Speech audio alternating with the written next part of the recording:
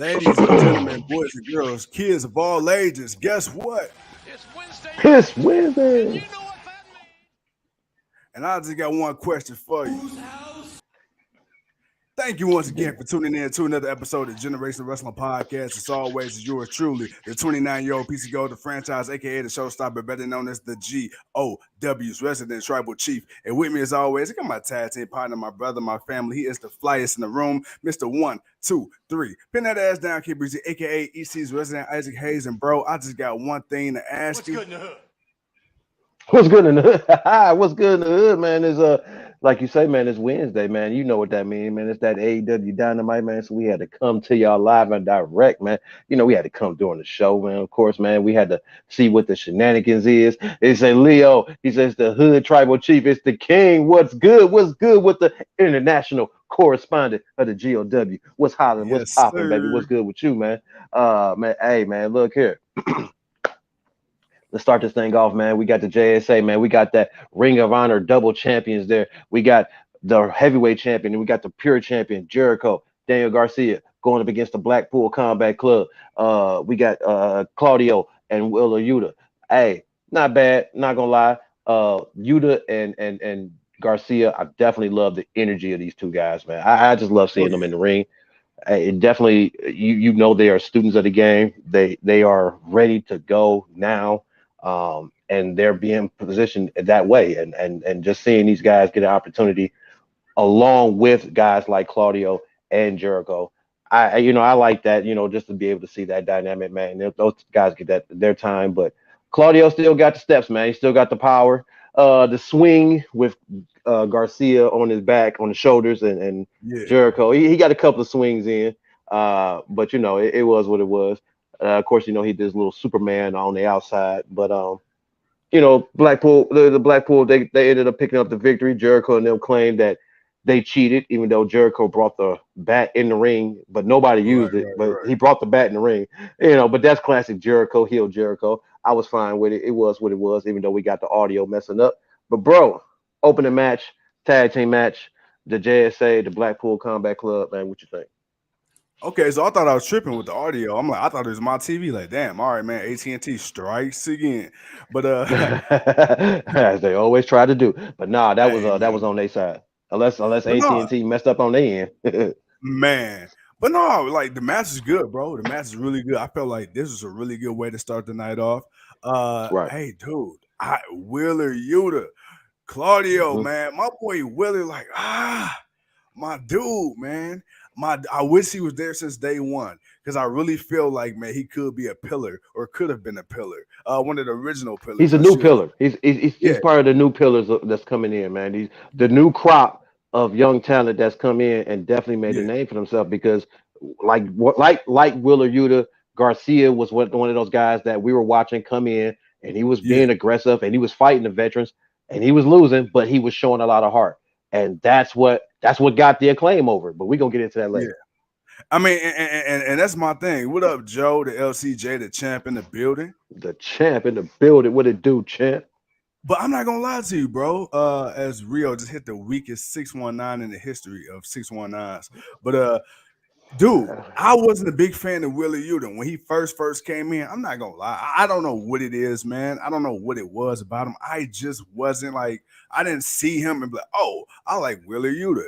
But then very quickly, man, the tune changed. And the more I see him, especially after he won the ROH Pure Championship, but ever since he's joined the Blackpool Combat Club, man, he's shown that vicious side of him. And that's what I like because I'm sorry, Everything go ahead. leading up to it. Everything leading up to it. Like I feel like when Yeah. that whole dynamic of him fighting Daniel and losing and beating and Moxley beating the hell out of him all the time. That was the thing. He was just one of those new guys that was coming up, and Moxley was beating the hell out of him And, all the and, and the time. thing and the thing I respected about Willie Yuta, because up until that point, man, he was such a white meat baby face. Yeah, I didn't yeah. think he had, what I'm saying, a vicious bone in his body. But then, like you said, with Moxley whooping his ass, with Danielson whooping his ass, my boy, he fought back. They slapped him, he slapped him harder. They punched him, he hit him harder. They bled, he bled with him. But you know what? The one thing he never did was give up. And when you earn the respect of a guy like a John Moxley or a Bryan Mm-hmm. Danielson or a Lord Mm-hmm. William Regal, man, who Mm-hmm. is the franchise not to give his respect where respect is due? So yeah, man, Exactly. Willie Yuta doing his thing. Claudio, nice to see him being utilized properly by a major company. It is so refreshing to see Claudio. I know we kind of crap on AEW with some of their recent signings and former WWE talent, but Claudio has been the guy for the most part that has been booked consistently outside of John. I'm about to say John Cena, John Moxley, and Bryan Danielson. So nah, bro. Hey, this is good. I like where this is going. I'm kind of confused on where we're going with Willie Yuta. I hope they don't try to separate him from the Blackpool Combat Club, but we'll see. No, I think he's just gonna fire up. I think he's just gonna be a little bit more fired up. But this could just lead to him going back to another singles run, or maybe him Yeah, getting a better pure championship run. Who knows? We'll see where that leads up to. Or it could be a TNT championship. They got a lot of belts, so it's yeah, not like there's yeah, not options.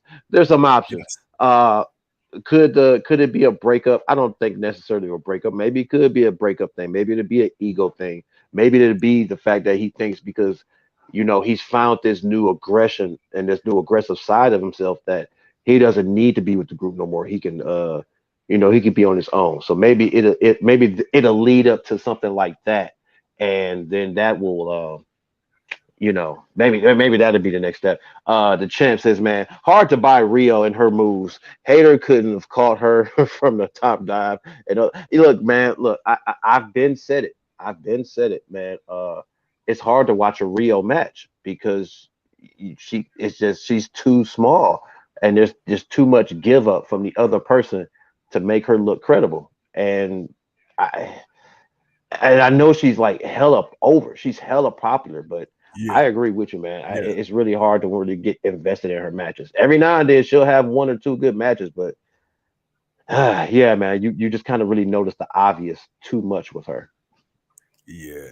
And again, even though it's professional wrestling, we all know the results are scripted. Again, uh there's got to be some type of believability, and not to bring up any type of body shaming, but there's Right. clearly, like you said, obvious body disadvantages, and it's not like she's too small There's a as weight a or difference, she's man. too, There's a weight yeah, difference, man. She's yeah, just smaller. She's really small. There's no. I'm not. We're not shaming her. It's just that's just a fact. She's smaller, so it's the same thing with Marco Stunt. Like yeah, people always wonder yeah, what was really his role, and if he was going to be a wrestler, and when he did try to wrestle, I mean, come on, man.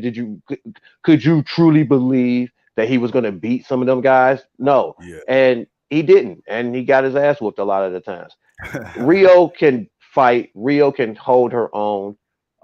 She's good. I'm not saying she's Yeah, not good, but sometimes it's just against certain people, man. It's just really hard to buy her doing yeah, a lot of what she does. That's it. That's all that does, man. Nobody.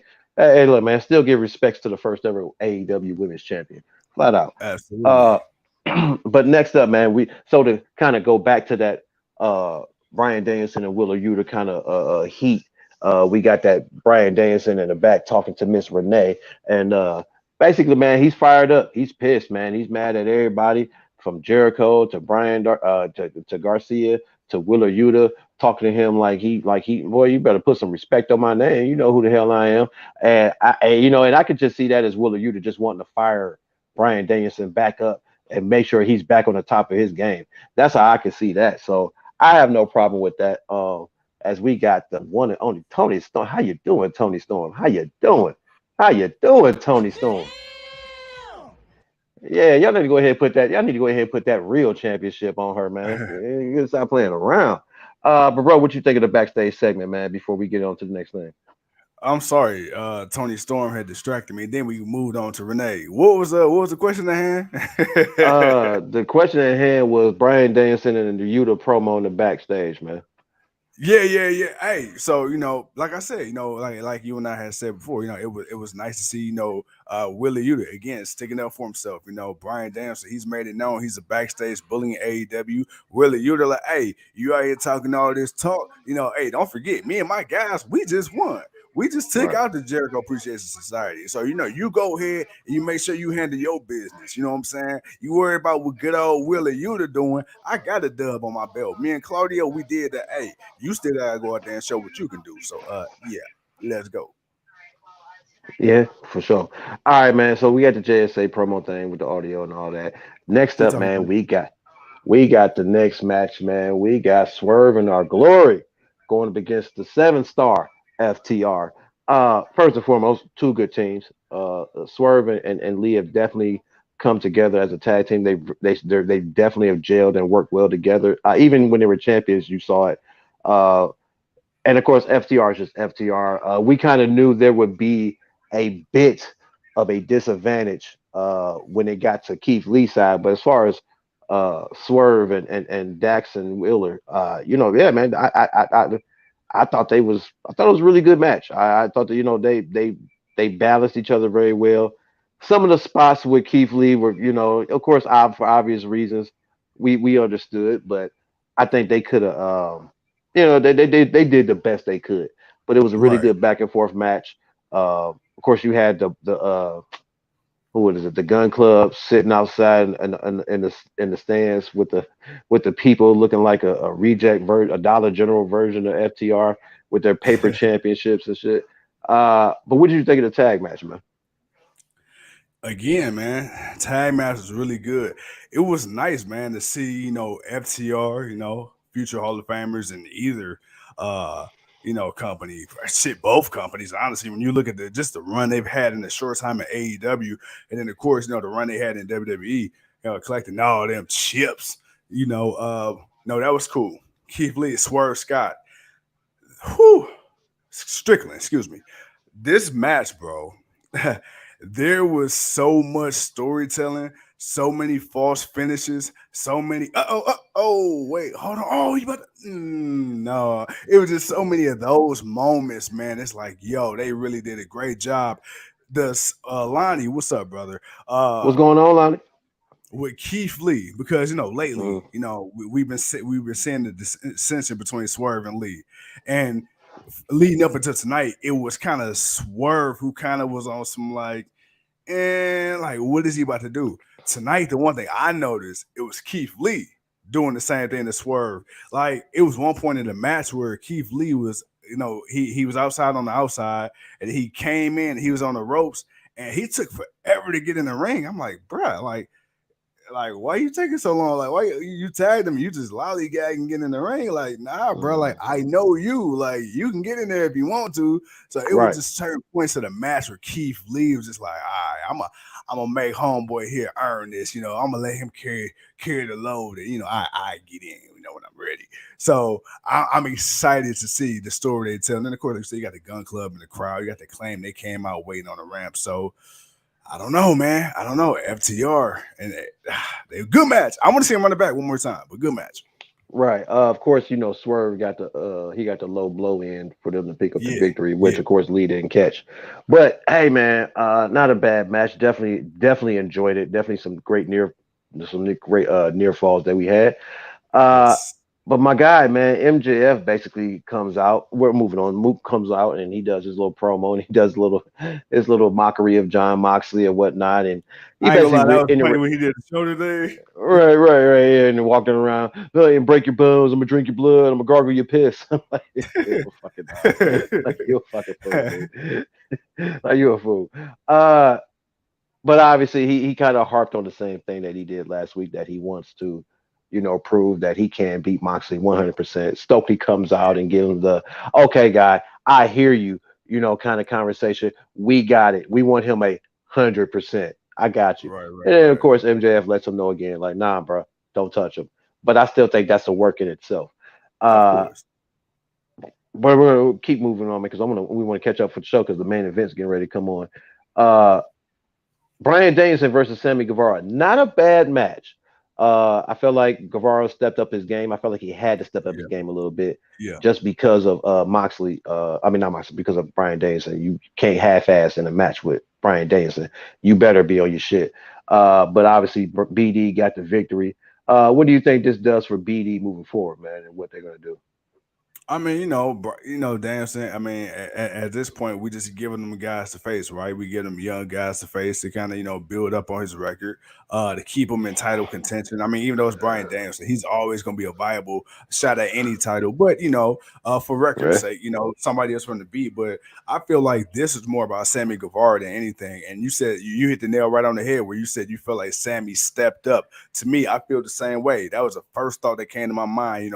We say sometimes Sammy can seem to kind of go on autopilot, and that's because he knows how talented he is. So, Sammy at 60 or 70%, it's a lot of people's 80 and 90%. So, and I think sometimes that kind of gets to him because you can kind of tell where he just seemingly going through the motions. But tonight, like you said, with Bryan Danielson, my boy, he had to go out there because Bryan Danielson was giving it to him. But then going back to the whole Wheeler Yuta side of things, Mhm. Sammy Guevara, same thing.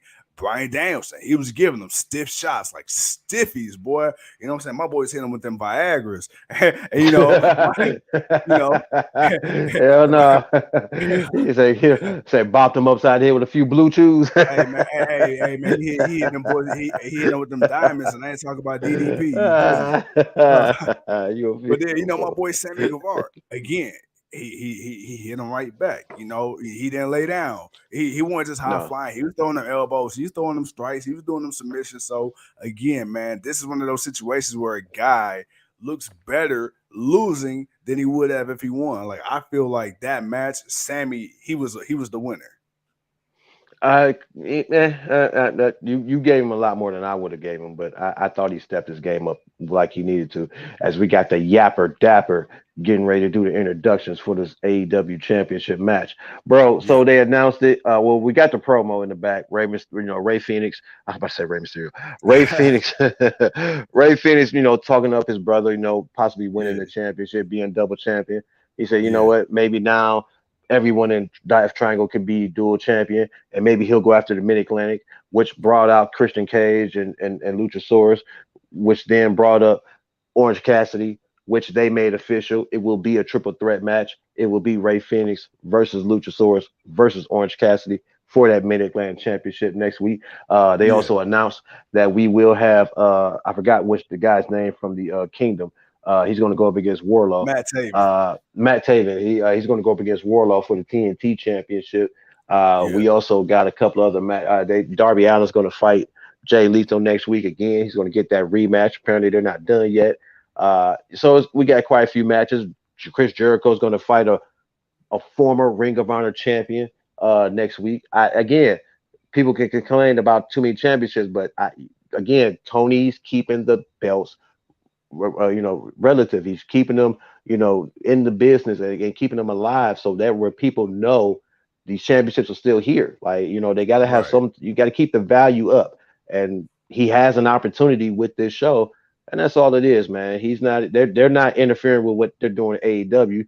They're still doing the AEW stuff. It just gives other people opportunity to be a champion and possibly maybe go to Ring of Honor or stay in AEW.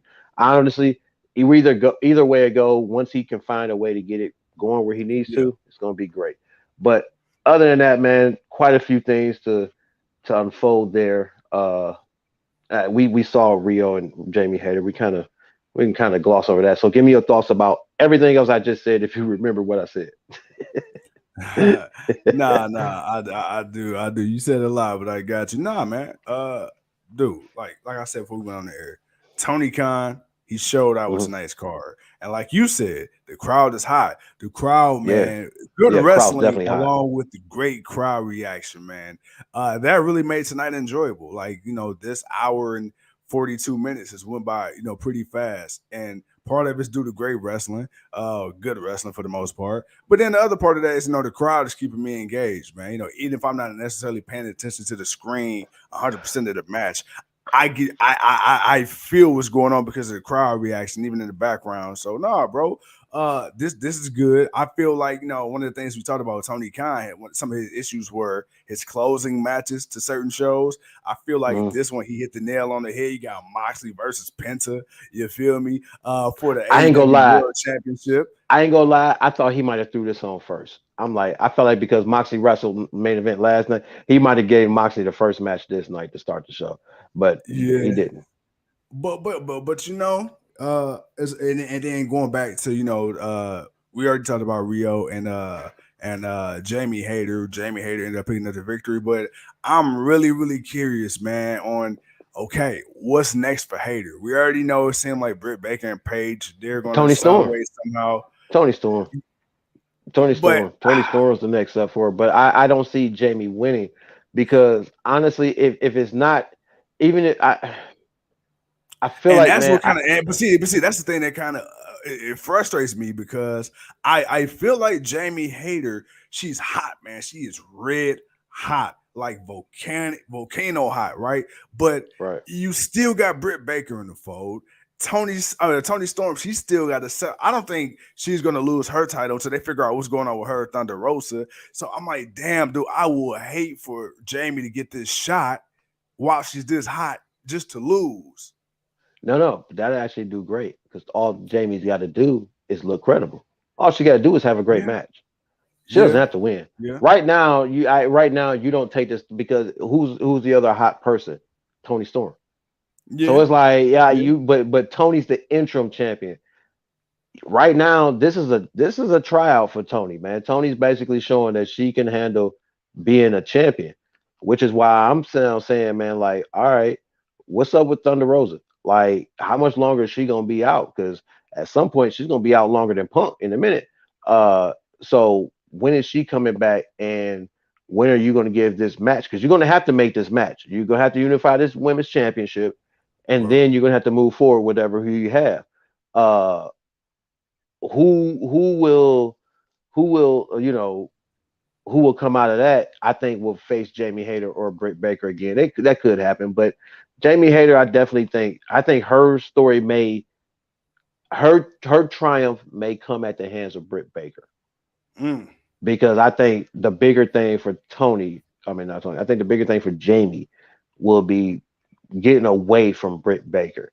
So I right, think Jamie Hayter versus Britt Baker will be the match that will put Jamie on that path to winning a championship. And I don't even think it's the AEW Women's because you got to remember there's a TBS championship. So absolutely. and Jamie Hayter is somebody that can hang with Jay, that may possibly be able to beat Jay. So Yeah, and they ain't never fought. So it's like you got some matchups and you still got some people, man, that you can do some potential things with. So I don't think Jamie needs to win the championship right now, but you definitely use this run that she's on, put her in the opportunity status. So therefore, when she shows that she can put on, she can show out for the opportunity, all right, cool. So when you got this opportunity for a TBS championship or whatever, or to face Britt Baker, so that way she can separate herself and she can show that she's ready to move on. All right, right. cool. But I feel like it should be Britt Baker before any championship, and then you can maybe go with TBS and then move up. I wouldn't make her instantly AEW Women's Champion. I think there's a couple of other women that probably could deserve that before her. Leo says, man, I think he agreeing with you. He says Hayter needs to move away from Britt and start her road to the championship. Absolutely. Exactly. But but I think what would be great for her is going up against Britt, breaking away from Britt, because she don't never do the DMD thing, and she can still like way be salty about the fatal four way, but for right now, still use Britt for what she needs until she's ready, and then boom, they can have that one, they can have a fight, and which I think it'd be a great fight because Britt and Jamie Hayter is gonna put on the show, and you're gonna want to Oh yeah. watch it. Just based on the story alone, because we see the seeds being planted already. Even if she did come back, we see what's being planted. So therefore, Yeah. nah, man, we no, we can definitely yeah, she can go through that first and then move forward. So correspondent, man, we me and Leo, man, we here, man, we here. I'm But bro, yo, I wanted to bring something up before you. talk to me. Talk So to me. there was a moment in the show where the elite were talking, Yes. Let's talk about it. and I gotta bring this up, man, because they were talking and they were showing the Bucks and Kenny Omega, and as they were Hangman. talking, they were. It seemed like Thanos came back and decided to dust the elite. And no, it was just the elite. It wasn't even Hangman. It was literally just the Young Bucks and Kenny Omega. Right. Any little thing that they were doing, Kenny holding the championship, the Young Bucks holding the tag titles, them winning the trios, them winning some other match, just them, Right. and it just fading them away, and then and nobody said anything, it never really got mentioned, or there was nothing else about it. Man, Yeah. dude, what The internet went crazy on that one. what did we just see, man? Was that AEW's way of saying we're about to we I ain't never seen nobody do nothing like that. I mean, we probably reading too much in it. I'm sure they're coming back. Right. We still gotta figure out what's gonna really happen from this the what was it The backstage shenanigans. the scrum, what do they call it, the scrumble, the Yeah, scrum, oh yeah, whatever the the AEW media scrum. yeah, the Yeah, media all out, scrum. all out. All right, right. We still got to see what that is. The word is Punk is out. He's gone. Yeah, it is what it is. But the elite, Yeah. what is it? What is it, franchise? What is it that we saw? What is it that we should be thinking? Okay, so bear with me, bear with me. I'm gonna try not to be Hmm. long winded, but I'm gonna try to be thorough. Step one, we haven't seen or heard about the elite since what? Since the media scrum. You have not heard Right. about the Young Bucks. You ain't heard about Kenny Nothing. Omega. CM Punk's been the topic of conversation because, of course, this whole thing stemmed from things he said. And then, of course, you got Right. Ace Steel, who recently got released. But other than that, Ace Steel and CM Punk are the only two people that you really heard about through this whole thing. But even then, it's all been, gossip sites and blogs. You haven't heard Tony Khan or anybody in the immediate circle actually address this. It was reported that CM Punk had a backstage role in AEW outside of just being a wrestler. We already know that the Bucks and Kenny Omega, along with one point Cody Rhodes, were all wrestlers slash EVPs anyway. So, Right. yeah, they were suspended wrestling wise, but what does that say about their roles in the company outside of that? And now you finally address the fact, okay, we haven't seen any mention or reference to the Young Bucks or Kenny Omega. Now we get this vignette, right? And a lot of people online are like, okay, like what does that mean? I thought the same thing. Like my mind, like, huh?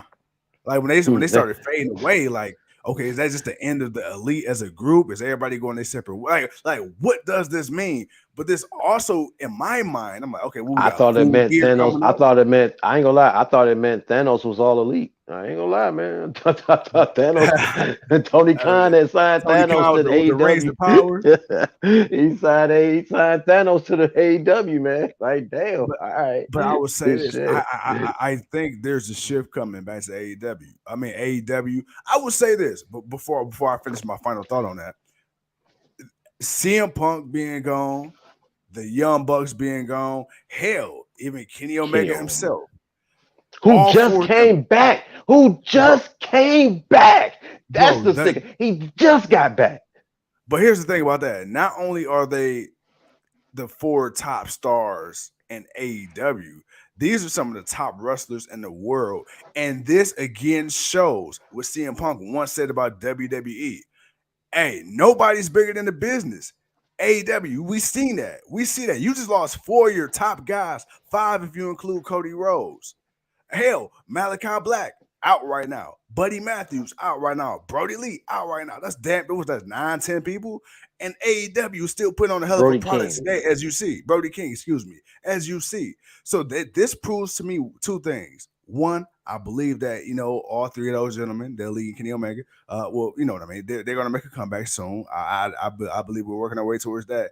But two, this also shows AEW isn't in as bad of a spot as we have been led to believe by the backstage reports and the rumors and all that. Because even still, they putting on pretty decent shows, having great storylines for the most part. But this also reaffirms nobody's bigger than the business. Nobody's bigger than the company. Because when the No. elite went out, and like I said, Punk and all that, everybody's like, okay, like the first week or two of AEW after that was kind of but as always, they bounce back. They survived through a fucking pandemic. Nobody's bigger than the business, bro. Everybody's expendable. And that's one thing I learned from that. Not only that, man. It's when you think of where they come and and the people that they have now. Think about, Yeah, okay, you yeah. take those four people away, but you still got Moxley, you still got Hangman, who's still Mm-hmm. there and fighting. You still got Mm-hmm. Darby Allin. You still got Mm-hmm. MJF, who came back eventually. You still Yep. got Claudio. You still got Samoa Joe. You still got Acclaim. You still got FTR. You still got the Lucha Bros and Death Triangle. Yeah. You Yeah. still got the JSA. You still Yeah. got you still have You people still got some that heavy folks hitters. want. You still got guys that they want to hit. I mean, you got to think about. You still got Swerve in Our Glory. When but it's the thing like well AEW they signed too many people. Well, they lost four people. Well, Yeah. hey, you still got a shitload of people that y'all complain that they And let's signed not too even many of. forget, that's not even including Ring of Honor guys. Right. So it's like, yo, like, come on, man. Like, were they gonna fall dramatically? Like, no, because one, Punk was there, but Punk was like, he was there, but he only dominated when he showed out. When he showed Yeah. up, like that. That's the when Punk showed up. Okay, it was his thing. But outside of that, man, and the show was about other people. Uh, Right. Kenny Omega, like I said, he had just gotten back. The Young Just got Bucks, they honestly, I think their little heel run had just kind of hit their breaking point, and it was maybe yeah. time for them to change a little bit. But that kind of got changed up a little bit, either that too. So, um, I no man, I feel like AEW still had enough heavy hitters because again, Yeah. you had those ring veterans, you had the Moxleys and the Jerichos and the Bryan Danielson and the Real Regals, and you had those others that were keeping the young talent uh morale up, and Yeah. therefore, you know, we got what we got, man. As Penta just gave Moxley the double stump in the corner as Penta's trying to get that championship. Oh, he's about to give it to him. Ooh, he dropped Moxley on his head. He going for that one, going for that two, going for the Moxley kicked out a little late there. Moxley looked like Penta actually became champion, but we gonna let that pass. But bro, this match, Moxley Penta, I've been watching while you're talking. Kind of lost place in what you was talking about a few times. Had to kind of retract what the hell you were saying just to catch back up. Watching this damn match, man. What do you Yeah. think, Yeah. Penta Yeah. Moxley right now, man? Well, I'm a little bit ahead of you, which never happens with RTB. So I will say the match is concluded, but I'm gonna let you get the Oh, results for this your show. yeah, But I think I hit the pause button a little too long. I was trying to catch up and yeah. Oh, now yeah, okay. Now it's about to end. One and two and the three. Okay, yeah, Moxie retained. But what you think of the match though, man? bruh, I thought the match was good. We got a solid what 15, 16 minutes. Yeah, about good 15. And like I say, man, I mean, look, Moxley, he's the champion. Penta, he's the champion. It was a good match. It was different contrasting styles. It was cool to see my boy get a shot for the main title, but you knew Penta wasn't gonna win just because of the storyline and what Moxley going Ooh, here. So yeah, no, it's all good as Moxley getting his ass Texas 2 stomped right now. I know MJF pissed. Oh yeah, pissed as hell. Even Leo said the firm not listening to MJF, man. See, they not acting real Usi right now, man. Yeah, They right. They tripping. not acting They acting realistic, very man. Jay Uso-ish. Hotheads. Lee Moriarty, man, and this green hair. Bruh, yeah. Stokely fool. Stokely. Hey man, I ain't gonna lie, man. He like a little mad genius. Hell yeah. Oh Like he a little damn! black And Austin Powers character. they chained up the Blackpool Combat Club. They chained up the door. Hell no, so they can't come out to help. Some funny. Somebody gonna get their ass beat either on Friday or next week, right? You know somebody gonna get their Oh ass whooped. man. Oh, it's gonna be on Friday. You know you're gonna hear something. Some people gonna get Especially their ass considering because how they whooping Moxley's ass right now. Yeah, somebody about to get their ass whooped.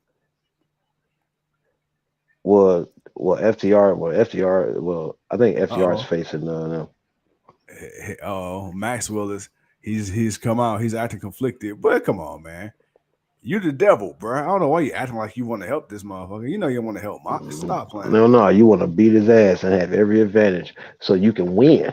That's the whole point. Whoop his ass so he can have every advantage to win. Yeah, I mean, He's you know like, what? I God, didn't really pay attention to the hair until now. But yeah, I'm yeah, this green hair is very distracting. Here come Maxwell about to run down with the charge. It didn't do nothing. Hey, why Max lightweight look like Kane back when Kane was Dr. Isaac Yankum? Oh, the firm is whooping MJF's ass. Did not see that coming. Are they really about to tease a face MJF? Huh? No. Oh, is this a setup, you think? Setup?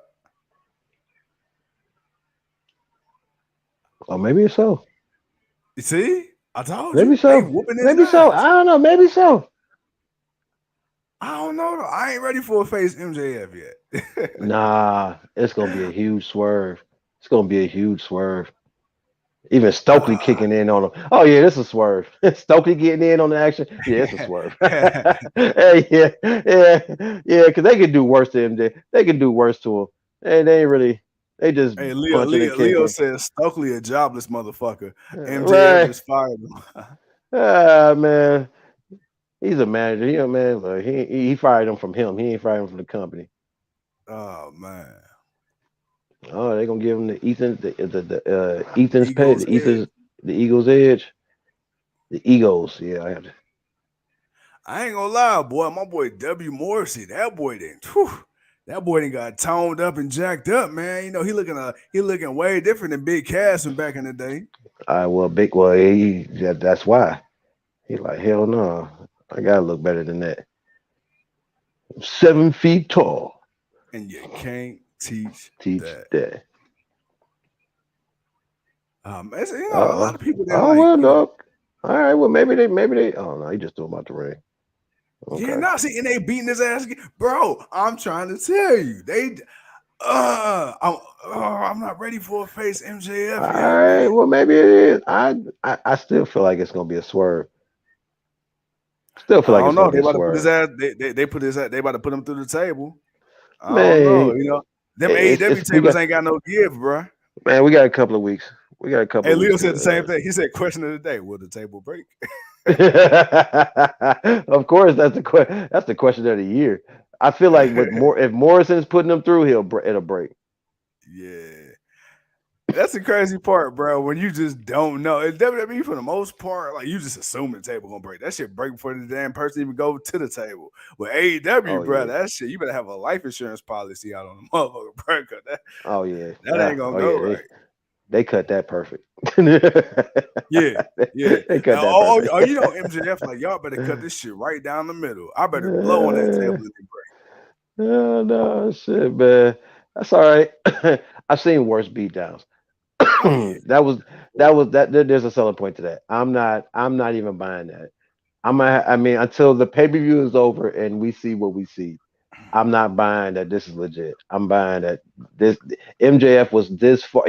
This is how methodical that he is, that he was willing to go this far to getting beaten up in front of Moxley and in front of the world, that he would con people in the end. Genius. That's genius. That is how can you make people hate you and be mad at you even more? Yeah. How can you make the people want to be despised? How do you make people want to despise you any more than doing something like that, man? You done got the people over. Come on, man. That's genius. That is genius. I ain't gonna lie. The only other thing that probably could have got that or anything better than that would be beating CM Punk for the championship in Chicago. I feel like if that would have happened, that could have done it. That could have definitely done it for him. But this will have to do. Well, with that being said, man, big dog, that wraps up AEW Dynamite. Yeah, I gotta find the buddy. Walker button, man. I gotta get that. Not the JJ Dynamite. JJ, hell yeah. I'm gonna get it. What you talking about, Willis? Every time you say something, I gotta question you. You know what, man? Can I get a thank you? Hey, man, man, you know what? I need to get my thank you. Yeah, it is. I appreciate you. Appreciate you. Yes, sir. And with that being said, man, bro, before we sign out of here the way we do, Right like on. only we can, man, any final For thoughts for the sure. peeps? Oh man, once again, man, solid 2 hours of a show, man. Definitely a lot of action. Definitely got some questions. Got a few answers. Then got some more questions. Like I say, this was definitely a nice way to end on the angle. Because you really got MJF selling that he really doesn't want nothing to happen to Moxley, even to the point to where he's turned on Stokely. They whooped his ass Yeah, and put him through a table, and now yeah, people are finna be cheering MJF. He's gonna be the anti-hero because you know he's still MJF, but right. now him and Moxley are gonna tag and go up against Stokely and the Firm, and oh man, it's gonna be a nice little. I can't wait. It's classic heel turn 101, but I love it. Oh I love yeah. it. I can like a good setup heel turn, and this is a nice little setup heel turn because I definitely didn't see it coming. Not with this group this early. Well, ladies and gentlemen, we done talked. We done gave y'all 40 solid minutes, going on 41 by the time I'm done with this. Ladies and gentlemen, thank you once again for taking the time to join us on another glorious episode of the Generation Wrestling Podcast. And just so y'all know, man, we two of the greatest to ever do it. And if anybody got a problem with that, and if you want some, come get some. and that's the bottom line because the franchise says so. On behalf of Too Cold, it's the 29-year-old piece of gold. And until next time, we'll see you when we see you. Peace.